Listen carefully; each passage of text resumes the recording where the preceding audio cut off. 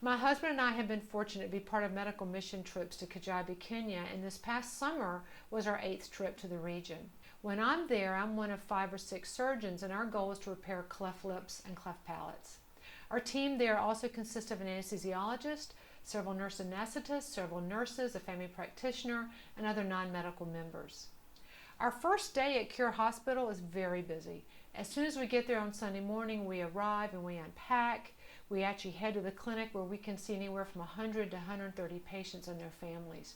We see everyone we can, and we offer surgery to everyone that's an appropriate patient for cleft lip or cleft palate repair. We usually are able to complete anywhere from 60 to 90 surgeries while we're there. A typical day for us in surgery is very different than my typical day here in surgery in the United States.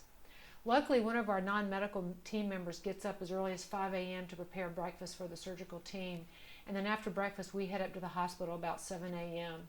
We walk up a hill to the hospital, and on our way up the hill we pass by lovely homes and gardens of full-time missionaries that are there, and we often get to pass by a family of baboons as well. I love working with the Cure Hospital staff that's there. They provide excellent care, and they've really become like family to me. So when I get to go back to Kajabi, Kenya every summer, I feel like I'm going to visit relatives. I truly enjoy being able to meet the parents of my patients, and I particularly enjoy the moments after surgery when I get to go out to this nervous, anxious, waiting mom and dad and tell them that the surgery's over and their child did okay in the recovery room.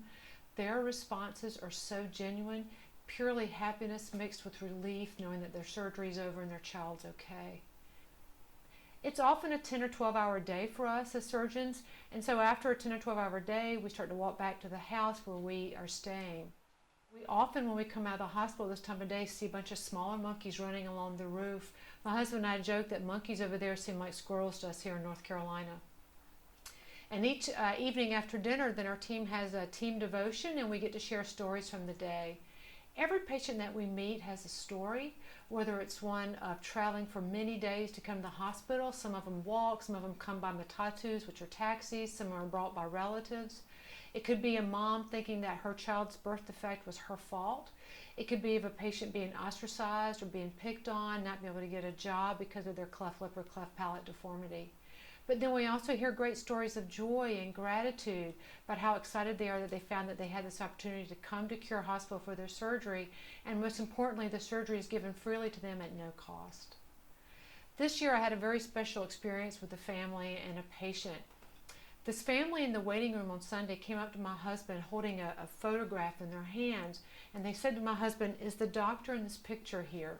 Luckily, the doctor in the picture was me. And so my husband was able to say to this family, "Yes, that's my wife, she's here." And they said, "Well, she operated on our son 4 years ago, and we want to come back and thank her, and we want to talk to her about dental care for our son." So my husband comes to me with tears in his eyes and says, "You're not going to believe that somebody's here to see you." And I was so excited to see them, and we hugged and we cried and we took pictures, and his lip looks great, and we got him referred to the appropriate dental care that he needed. So even though the hospital there has mobile clinics that follow up on our patients after we operate, we rarely ever get to follow up on our patients. So this was a really special moment for me to be able to meet and spend time with a patient from 4 years ago. On several of our trips that we've been to Kenya, we've actually been able to go as a team to spend a few days in the Masai Mara, where we get to go see some amazing animals such as lions and elephants, giraffes, and zebras in their natural habitat.